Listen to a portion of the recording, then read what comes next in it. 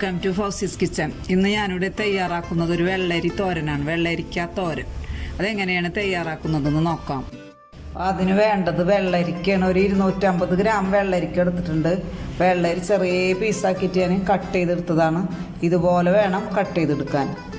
അപ്പോൾ 250 ഗ്രാമിന് നമ്മൾ ഇതിൻ്റെ തന്നെ നേർപകുതിയായിട്ട് തേങ്ങയും ചേർക്കണം. തേങ്ങ ഒതുക്കി ചേർക്കൊന്നും വേണ്ട, അതിങ്ങനെ നമുക്ക് ചേർത്ത് കൊടുക്കാം.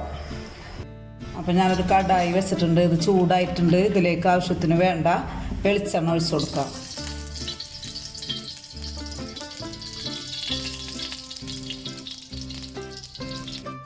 ഇതിലേക്ക് നമ്മൾ 1 ടീസ്പൂൺ കടുക് ചേർത്ത് കൊടുക്കാം. ഇതിലേക്ക് 2 വറ്റൽമുളക് കട്ട് ചെയ്ത് ചേർത്ത് കൊടുക്കാം. ഒരു ചെറിയ സവാളയും 4 പച്ചമുളകും ചെറുതാക്കി കട്ട് ചെയ്ത് ചേർത്ത് കൊടുക്കാം. ഒരു ചെറിയ സവാള ചേർത്ത് കൊടുക്കാം. 4 പച്ചമുളകും ചേർത്ത് കൊടുക്കാം. അത് നന്നായിട്ട് മൂത്തിട്ടുണ്ട്. ഇതിലേക്ക് നമ്മൾ കഴുകി വൃത്തിയാക്കി വെച്ച വെള്ളരി ചെറുതാക്കി കട്ട് ചെയ്തതാണ് ഇത് ചേർത്ത് കൊടുക്കാം. 250 ഗ്രാം വെള്ളരിയാണ് ഇതിലേക്ക് ചേർത്ത്.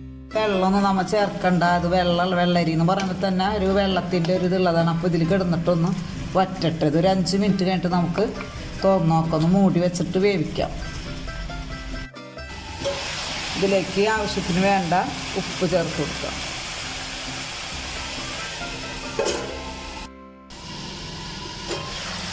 നമ്മളെ വെള്ളരി തോരൻ ഇവിടെ വെള്ളം ഒഴിച്ചിട്ടില്ല. അത് എണ്ണയിൽ കിടന്ന് നന്നായി വെന്ത